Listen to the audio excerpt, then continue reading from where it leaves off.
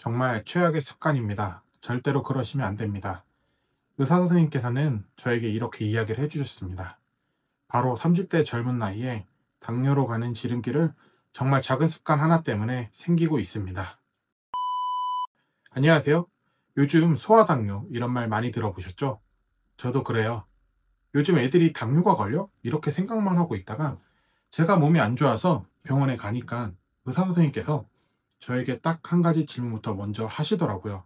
아침 식사 하세요? 라고 말이죠. 그래서 저는 아니요 라고 당연히 별 생각 없이 대답을 했습니다. 그리고 제가 3, 4년 사이에 살이 40kg 정도가 찐 거라서 간헐적 단식 같은 개념으로 아침을 그냥 건너뛰자라는 생각으로 아침도 어차피 귀찮기도 하고 건너뛰고 있었거든요. 그런데 여러분, 아침을 건너뛰면 당뇨가 걸릴 확률이 73%나 증가시킨다는 결과가 일본 나고야대 연구에서 있었습니다. 30대. 소아당뇨만큼이나 어린 나이는 아니지만 솔직히 젊은 나이잖아요. 제 나이도 이제 30대 중반인데 벌써 당뇨를 걱정할 단계가 왔다고 하더라고요. 당뇨는 아닌데 곧 당뇨가 올 수 있으니까 아직 젊을 때 관리를 해야 한다고 하더라고요. 그래서 이번 영상에서는 젊은 나이에 당뇨인지 아닌지, 아니면 곧 당뇨가 올 단계인 당뇨 전 단계인지를 판단하는 기준과, 그리고 당뇨에 걸리지 않기 위해서 우리가 신경 써야 할 것들, 그리고 식단을 어떤 식으로 하면 좋은지, 그 중에서 가장 간편하고 손쉬운 방법으로만 제가 알아보고 의사 선생님께 확인한 내용만 전달해 드리도록 하겠습니다. 일단 당뇨인지 아닌지, 당뇨가 아니라면 당뇨가 곧 올 것 같은 당뇨 전 단계인지를 파악할 기준이 있어야 하잖아요. 그것부터 말씀을 드리도록 할게요. 저처럼 뚱뚱하다고만 해서 위험한 것도 아니고 날씬하다고 위험이 없는 것이 아니더라고요. 제가 말한 것 중에 3가지 이상이 있다면 꼭 내과나 보건소에 방문하셔서 최소한 피검사를 꼭 해보시기를 추천드립니다. 첫 번째, 식곤증. 식곤증은 정상인 분들도 당연히 오는 증상입니다. 그러나 가볍게 움직이거나 스트레칭을 하는 것만으로도 식곤증은 금방 달아납니다.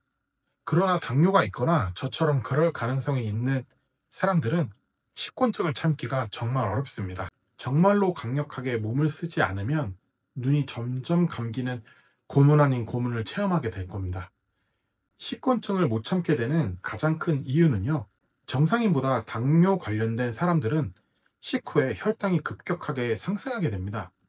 이것을 혈당 스파이크라고 하는데요. 혈당 스파이크가 오더라도 정상인 분들은 적절한 선을 살짝 넘고 금방 내려오기에 식곤증을 버틸 수가 있지만, 당뇨 관련된 사람들은 식사 전, 즉 공복 혈당 자체가 일단 높은 상태이고, 그 상태에서 같은 양의 혈당 스파이크가 왔을 때 더 높은 수치까지 달성이 되는 것입니다. 그런데 웃긴 상황인 게, 혈당 스파이크로 인해서 높은 수치가 되면 우리 몸에서 당이 너무 높아서 낮추기 위해서 인슐린이라는 것을 내보내서 피에 있는 당, 즉 혈당을 낮추기 위해서 노력을 합니다. 그런데 높은 수치로 인해서 과도하게 인슐린이 분비가 되면 오히려 혈당이 높은 상태가 아닌 일시적으로 저혈당인 반응성 저혈당 상태가 되는데, 저혈당이 되면 뇌에 가는 당이 부족해지고, 이것은 뇌에 가는 에너지가 부족해져서 극심한 피로와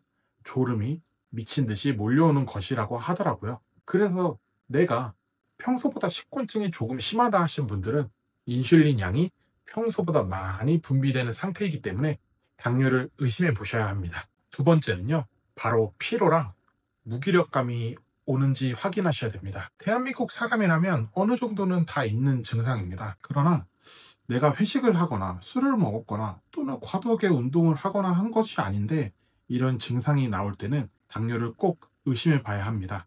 그래서 꼭 검사를 해보길 추천드립니다. 대표적인 이유 중 하나로는, 혈당이 높으면 우리 몸은 소변으로 당을 배출하기 위해서 수분 배출을 증가시키는데, 이 같은 경우가 반복이 되면 탈수 증상으로 인해서 피로감이 느껴질 수 있습니다. 또한 고혈당으로 인해서 몸 안에 염증이 많이 생기면 피로감을 점점 누적시켜 악화시키는 경향이 있습니다. 세 번째는 바로 배고픔입니다. 당뇨를 확인하는 가장 중요한 정보 중에 빠질 수 없는 것이 바로 배고픔입니다. 실제로 우리는 식사를 하거나 간식 같은 것을 먹었을 때 당이 들어왔기 때문에 세포에도 당, 즉 에너지가 전달이 되어야 합니다. 그러나 인슐린 부족으로 인해 세포 속에 당이 들어가지 못하는 상황이 발생됩니다. 그런데 세포 속에 당이 들어가 있지 않으면 우리는 음식을 먹어도 뇌에서는 에너지가 들어오지 않아서 굶고 있다고 느끼는 방식으로 해석을 하기에 지속적으로 배고픔이 오는 것입니다. 이거와 연관되게 바로 네 번째, 식후에 단 것이 땡기는 경우가 있습니다. 식사 후에 간식을 안 드시면 뭔가 입이 아쉽고 심심한 분들이 계십니다. 이럴 경우에는 당뇨를 꼭 의심해 봐야 합니다. 아까 식곤증 이야기를 하면서 말한 혈당 스파이크와 관련이 있는데, 식후 혈당이 갑자기 급격하게 상승하고 인슐린으로 급격하게 떨어지는 상황이 발생이 되면 뇌에서는 배고프다고 인식이 또 생기는 겁니다. 그래서 식후에 과일이나 과자 등을 추가로 섭취하게 유도를 자연스럽게 뇌가 시키고 있는 겁니다. 그렇기에 꼭 당뇨와 관련해서 확인을 해보셔야 합니다. 다섯 번째는 피부 이상입니다. 저 같은 경우에는 식곤증과 마찬가지로 지금 말씀드릴 피부 이상 증상으로 인해서 내과를 가게 되었습니다.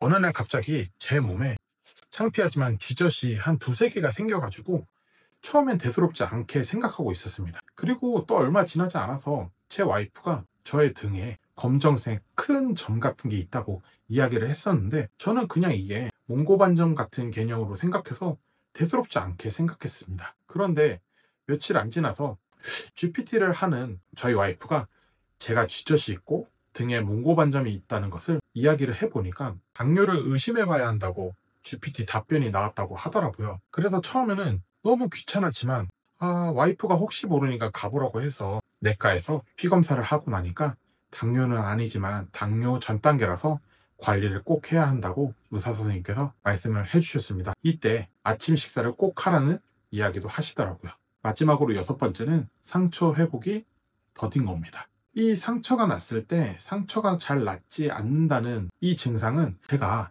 최근에 상처가 날 일이 없어서 확인해 볼 경험이 없었어요. 그래서 비교를 못하겠지만 그래도 이런 증상이 있다는 것만으로도 의심을 꼭 해서 의심이 되면 저처럼 병원에 가서 꼭 피검사를 해보시길 바랍니다. 제가 말씀드린 6가지는 정말로 당뇨가 있거나 당뇨 전 단계인 분들에게는 나오는 대부분의 증상입니다. 물론 아무 증상도 없는 무증상도 있다고 하는데, 무증상의 경우는 그냥 내과 가서 피 뽑으세요 라고 제가 이야기를 드릴 수 없으니까 2년마다 하는 건강검진에서 피검사를 꼭 빼먹지 말고 겸사겸사 하는 걸로 하시죠. 그러나 6가지 중에 3가지 이상이 의심이 되시면 꼭 확인하셔야 됩니다. 의사 선생님 말씀으로는 당뇨는 안 걸리면 제일 좋은 거라고 하셨고, 당뇨가 한 번 걸리면 인슐린 조절을 못하는 장애이기 때문에 평생 관리를 하면서 살아야 한다고 말씀하시더라고요. 그래서 저는 당뇨 전 단계라는 것을 알게 되면 그때는 당뇨가 걸리지 않도록 노력을 조금만 해도 당뇨가 오지 않기 때문에 평생 동안 신경 쓸 걱정 하나가 줄게 되는 거죠. 건강이 정말로 30대부터 중요한 것이라고 저는 요즘 들어서 생각이 조금씩 들고 있습니다. 우리나라 사람들이 이제는 정말로 본인 건강을 젊었을 때부터 신경 쓰고 관리하는 사람이 정말 많이 늘어난 것 같아요. 조금만 관리를 하면 당뇨가 오지 않게 할 수 있는데, 가장 중요한 것은 혈당을 관리하는 것입니다. 요즘에는 저속노화라고 표현도 하고 있고, 또는 혈당 다이어트라는 표현으로 인해서 다양한 방법으로 혈당을 신경 쓰고 있습니다. 젊은 나이부터 건강에 너무 예민하게 군다고 요즘에 주변에서 농담 반 진담 반으로 놀리는 사람도 있는데, 저는 그런 사람은 싹 다 무시하고 있습니다. 제 건강 남이 챙겨주는 거 아니잖아요. 제가 하루라도 빨리 일찍 하면 더 좋은 거고, 일찍 신경 쓰면 나중에 큰 돈이나 많은 시간을 쓰지 않아도 된다는 것을 알게 되니까 조금씩 변화하는 것으로 노력을 하고 있습니다. 많은 건강관리 중에서 혈당에 관심을 가지고 신경 쓰는 습관이 필요합니다. 이 습관 중에 가장 쉽고 간편한 방법이 바로 아침 식사입니다.